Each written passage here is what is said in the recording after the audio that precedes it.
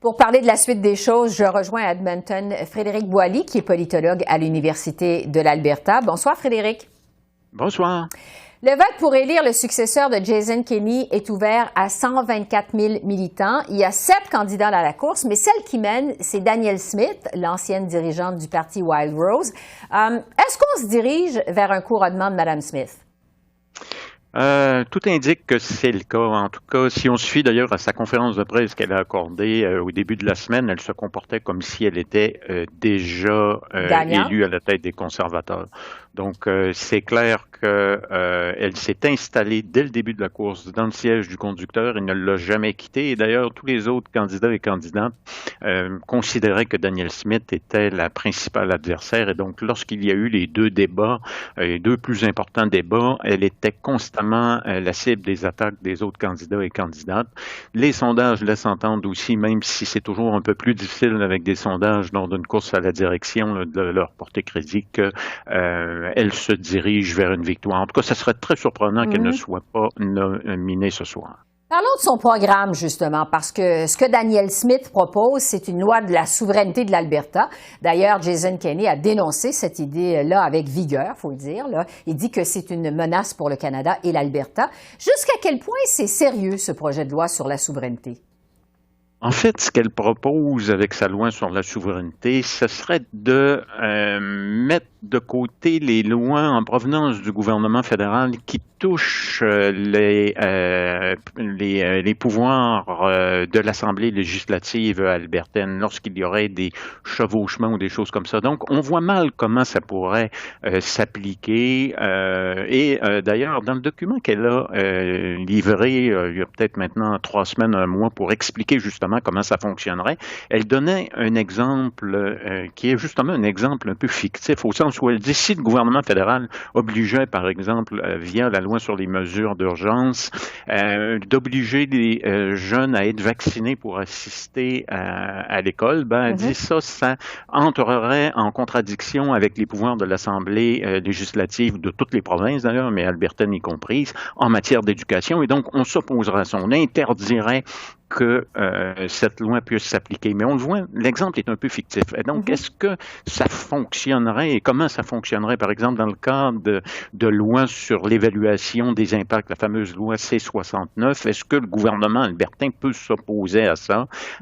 C'est pourquoi plusieurs constitutionnalistes disent que ça tient pas la route, tout simplement, parce que c'est comme si elle voulait substituer l'Assemblée législative albertaine aux tribunaux, à la Cour. Et c'est pourquoi, d'ailleurs, Jason Kenney et plusieurs candidats ont dénoncé cette proposition-là comme étant tout simplement loufoque. Oui, parce que si jamais Mme Smith est élue, et c'est une forte probabilité, selon ce que vous nous dites, on peut se demander à quoi on peut s'attendre comme relation entre l'Alberta et le gouvernement fédéral aussi. Ah oui, mais ça, c'est clair que les relations seront pas très bonnes, c'est le moins qu'on puisse dire, parce que à peu près, d'ailleurs, tous les candidats sont dans une position, disons, autonomiste, et même d'autres candidats comme Travis Stace et Brian Jane aussi avaient des mesures pour défendre l'Alberta. Travis Stace, même dans son programme, parlait de tarifs qui pourraient s'appliquer sur des biens et services en provenance de l'extérieur de l'Alberta et qui iraient à l'encontre des intérêts albertains. On ne sait pas non plus trop ce que ça veut dire, mais ça montre que si Danielle Smith est élue, c'est clair qu'on va avoir des relations très tendues avec Ottawa. En fait, lors des débats, on entendait plutôt parler d'Ottawa et de Justin Trudeau que de Rachel Notley, qui est celle que les conservateurs devront affronter lors de la prochaine élection provinciale. Donc, ça créait une drôle de dynamique. Oui.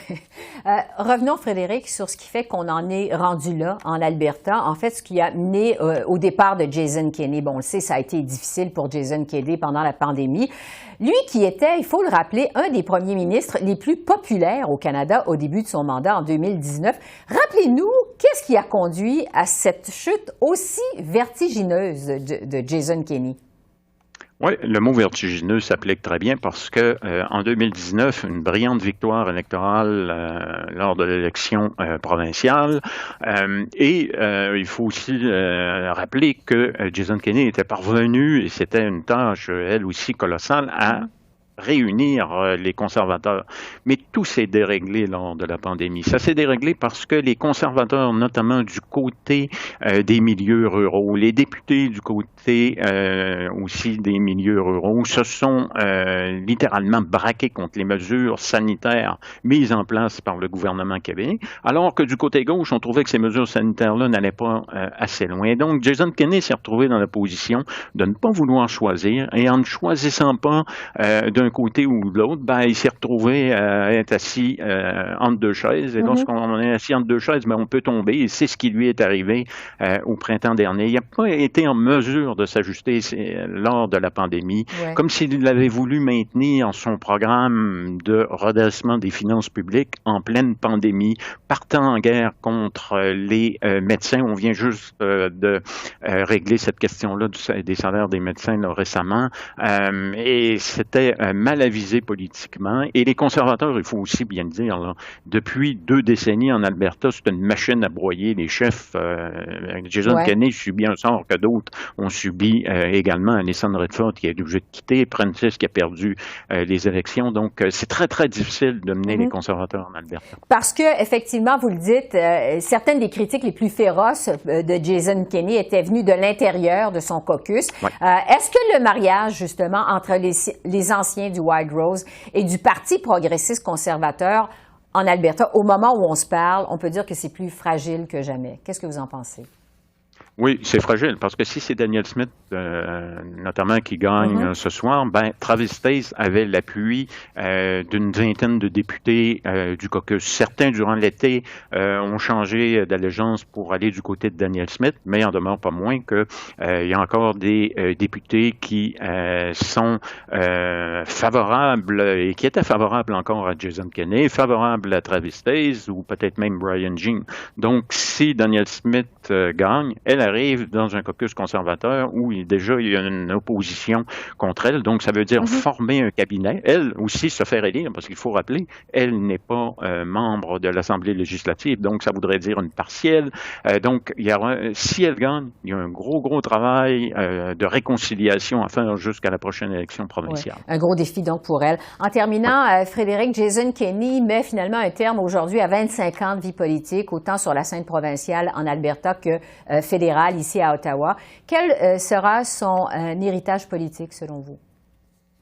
Héritage politique sur la scène fédérale, important parce qu'il était un des membres importants du gouvernement de Stephen Harper, ça, il faut le reconnaître. Et son héritage sur la scène politique albertaine en 2 temps. Un premier temps, comme je l'ai mentionné, où là, il est parvenu à ramener les conservateurs au gouvernement. Et en même temps, un héritage qui, lui, est beaucoup moins positif et même négatif, c'est de laisser un parti présentement qui semble plus divisé que jamais, incapacité à gérer correctement durant la pandémie. Et ça va entacher malheureusement son héritage politique. Jason Kenney qui semble quitter définitivement la politique, on verra ce que l'avenir lui réserve. Frédéric Boily, politologue à l'Université de l'Alberta, merci beaucoup. C'est moi qui vous remercie. Au revoir.